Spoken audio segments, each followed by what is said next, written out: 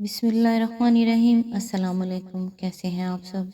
انشاءاللہ سبھی ٹھیک ہوں گے اور اللہ کی رحمتوں کے سائے میں ہوں گے۔ قرب الہی اسے ملتا ہے جو اپنے وجود کو مٹا دیتے ہیں۔ اللہ سے دوستی میں ایک لمحہ ایسا آتا ہے جب تنہا رہنے سے ڈر نہیں لگتا، تلخ لہجوں پہ آنکھیں نم نہیں ہوتی، سخت الفاظ دل نہیں توڑتے، اذیت زیادہ ہو یا کم، نرم گرم سی مسکراہٹ میں سکون ملتا ہے، کلمہ شکر کہنے میں قرار آتا ہے۔ لیکن اللہ سے دوستی کا یہ مقام یوں ہی نہیں آتا، جل کر کندن سے سونا بننا پڑتا ہے، دل مارنا پڑتا ہے۔ صفا اور مروہ دراصل ایک عورت کے صبر کی نشانی ہے۔ جب آپ کو بے قصور کسی تپتے صحرا میں چھوڑ دیا جائے اور آپ اس توکل پہ کہ اللہ ہمیں کبھی ضائع نہیں کرے گا صبر کریں، تو پھر زمزم کے میٹھے چشمے پھوٹتے ہیں۔ تکلیف اور پریشانی کا مطلب یہ نہیں کہ اللہ آپ سے ناراض ہے۔ جب اللہ کسی سے محبت کرتا ہے تو اسے آزمائش میں ڈالتا ہے تاکہ اس کی عاجزی سن سکے۔ آج انشاءاللہ سورۃ الانفال کی آیت نمبر 14 سے سٹارٹ کریں گے۔ اعوذ باللہ من الشیطان الرجیم، بسم اللہ الرحمن الرحیم۔ یہ ہے تم لوگوں کی سزا، اب اس کا مزہ چکھو، اور تمہیں معلوم ہو کہ حق کا انکار کرنے والوں کے لیے دوزخ کا عذاب ہے۔ اس کی تفسیر ہے، خطاب کا رخ یکایک کفار کی طرف پھر گیا ہے جن کے مستحق سزا ہونے کا ذکر اوپر کے فقرے میں ہوا تھا۔ آیت نمبر 15، اے ایمان لانے والو، جب تم ایک لشکر کی صورت میں کفار سے دو چار ہو تو ان کے مقابلے میں پیٹھ نہ پھیرو۔ آیت نمبر 16، جس نے ایسے موقع پر پیٹھ پھیری الا یہ کہ جنگی چال کے طور پر ایسا کرے یا کسی دوسری فوج سے جا ملنے کے لیے، تو وہ اللہ کے غضب میں گر جائے گا، اس کا ٹھکانہ جہنم ہوگا اور وہ بہت بری جائے بازگشت ہے۔ اس کی تفسیر ہے، دشمن کے شدید دباؤ پر مرتب پسپائی یعنی آرڈرلی ریٹریٹ ناجائز نہیں، بلکہ اس کا مقصود اپنی عقبی مرکز کی طرف پلٹنا یا اپنی ہی فوج کے کسی دوسرے حصے سے جا ملنا ہو۔ البتہ جو چیز حرام کی گئی ہے وہ بھگدڑ یعنی راؤٹ ہے، جو کسی جنگی مقصد کے لیے نہیں بلکہ محض بزدلی و شکست خوردگی کی وجہ سے ہوتی ہے، اور اس لیے ہوا کرتی ہے کہ بھگوڑے آدمی کو اپنے مقصد کی بے نسبت جان زیادہ پیاری ہوتی ہے۔ اس فرار کو بڑے گناہوں میں شمار کیا گیا ہے۔ چنانچہ نبی صلی اللہ علیہ وآلہ وسلم فرماتے ہیں کہ 3 گناہ ایسے ہیں کہ ان کے ساتھ کوئی نیکی فائدہ نہیں دیتی: ایک شرک، دوسرے والدین کی حق تلفی، تیسرے میدان قتال فی سبیل اللہ سے فرار ہونا۔ اسی طرح ایک اور حدیث میں آپ نے 7 بڑے گناہوں کا ذکر کیا ہے جو انسان کے لیے تباہ کن اور اس کے انجام آخروی کے لیے غارت گر ہیں۔ ان میں سے ایک یہ گناہ بھی ہے کہ آدمی کفر و اسلام کی جنگ میں کفار کے آگے پیٹھ پھیر کر بھاگے۔ اس فعل کو اتنا بڑا گناہ قرار دینے کی وجہ صرف یہی نہیں ہے کہ یہ ایک بزدلانہ فعل ہے، بلکہ اس کی وجہ یہ ہے کہ ایک شخص کا بھگوڑا پن بسا اوقات ایک پوری پلٹن کو، اور ایک پلٹن کا بھگوڑا پن ایک پوری فوج کو بدحواس کر کے بھگا دیتا ہے۔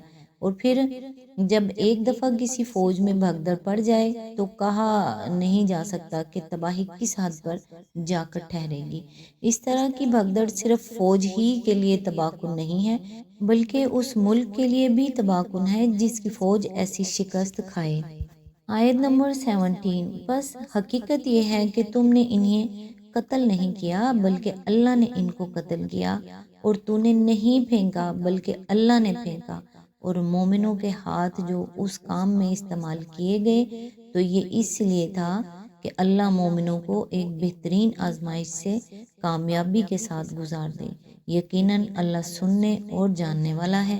اس کی تفسیر ہے، معرکہ بدر میں جب مسلمانوں اور کفار کے لشکر ایک دوسرے کے مقابل ہوئے اور عام زد و خورد کا موقع آ گیا تو حضور صلی اللہ علیہ وآلہ وسلم نے مٹھی بھر ریت ہاتھ میں لے کر شاہد الوجوہ کہتے ہوئے کفار کی طرف پھینکی، اور اس کے ساتھ ہی آپ کے اشارے سے مسلمان یکبارگی کفار پر حملہ آور ہوئے۔ اسی واقعہ کی طرف اشارہ ہے۔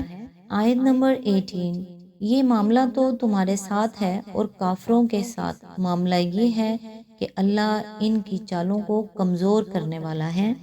آیت نمبر 19، ان کافروں سے کہہ دو اگر تم فیصلہ چاہتے تھے تو لو فیصلہ تمہارے سامنے آ گیا، اب باز آ جاؤ، تمہارے ہی لیے بہتر ہے، ورنہ پھر پلٹ کر اسی حماقت کا اعادہ کرو گے تو ہم بھی اسی سزا کا اعادہ کریں گے، اور تمہاری جمعیت خواہ وہ کتنی ہی زیادہ ہو تمہارے کچھ کام نہ آ سکے گی، اللہ مومنوں کے ساتھ ہے۔ اس کی تفسیر ہے، مکے سے روانہ ہوتے وقت مشرکین نے کعبہ کے پردے پکڑ کر دعا مانگی تھی کہ خدایا دونوں گروہوں میں سے جو بہتر ہے اس کو فتح عطا کر، اور ابو جہل نے خاص طور پر کہا تھا کہ خدایا ہم میں سے جو برسر حق ہو اسے فتح دے اور جو برسر ظلم ہو اسے رسوا کر دے۔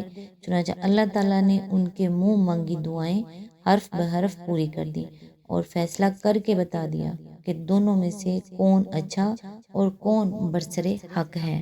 آیت نمبر 20، اے ایمان لانے والوں، اللہ اور اس کے رسول صلی اللہ علیہ وآلہ وسلم کی اطاعت کرو اور حکم سننے کے بعد اس سے سرتابی نہ کرو۔ آیت نمبر 21، ان لوگوں کی طرح نہ ہو جاؤ جنہوں نے کہا کہ ہم نے سنا حالانکہ وہ نہیں سنتے۔ اس کی تفسیر ہے، یہاں سننے سے مراد وہ سننا ہے جو ماننے اور قبول کرنے کے معنی میں ہوتا ہے، اشارہ ان منافقین کی طرف ہے جو ایمان کا اقرار تو کرتے تھے مگر احکام کی اطاعت سے منہ موڑ جاتے تھے۔ آیت نمبر 22، یقیناً خدا کے نزدیک بدترین قسم کے جانور وہ بہرے گونگے لوگ ہیں جو عقل سے کام نہیں لیتے۔ اس کی تفسیر ہے، یعنی جو حق سنتے ہیں نہ حق بولتے ہیں، جن کے کان اور جن کے منہ حق کے لیے بہرے اور گونگے ہیں۔ آیت نمبر 23، اگر اللہ کو معلوم ہوتا کہ ان میں کچھ بھی بھلائی ہے تو وہ ضرور انہیں سننے کی توفیق دیتا، لیکن بھلائی کے بغیر اگر وہ ان کو سنواتا تو وہ بے رخی کے ساتھ منہ پھیر جاتے۔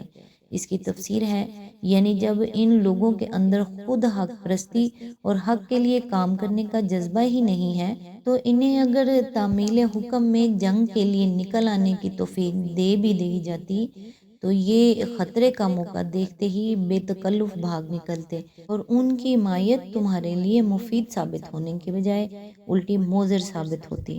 آیت نمبر 24، اے ایمان لانے والوں، اللہ اور اس کے رسول کی پکار پر لبیک کہو جبکہ رسول صلی اللہ علیہ وآلہ وسلم تمہیں اس چیز کی طرف بلائے جو تمہیں زندگی بخشنے والی ہے، اور جان رکھو کہ اللہ آدمی اور اس کے دل کے درمیان حائل ہے اور اسی کی طرف تم سمیٹے جاؤ گے۔ اس کی تفسیر ہے، نفاق کی روش سے انسان کو بچانے کے لیے اگر کوئی سب سے زیادہ مؤثر تدبیر ہے تو وہ صرف یہ ہے کہ وہ عقیدے انسان کے ذہن نشین ہو جائیں۔ ایک یہ کہ معاملہ اس خدا کے ساتھ ہے جو دلوں کے حال تک جانتا ہے اور ایسا رازدان ہے کہ آدمی اپنے دل میں جو نیتیں، جو خواہشیں، جو اغراض و مقاصد اور جو خیالات چھپا کر رکھتا ہے وہ بھی اس پر عیاں ہیں۔ دوسرے یہ کہ جانا بہرحال خدا کے سامنے ہے، اس سے بچ کر کہیں بھاگ نہیں سکتے۔ یہ وہ عقیدے ہیں کہ جتنے زیادہ پختہ ہوں گے اتنا ہی انسان نفاق سے دور رہے گا۔ اسی لیے منافقت کے خلاف وعظ و نصیحت کے سلسلے میں قرآن ان دو عقیدوں کا ذکر بار بار کرتا ہے۔ آج تک کے لیے بس اتنا ہی، نیکسٹ انشاءاللہ آیت نمبر 25 سے سٹارٹ کریں گے۔ تب تک کے لیے دعاؤں میں یاد رکھیے گا۔ اللہ حافظ۔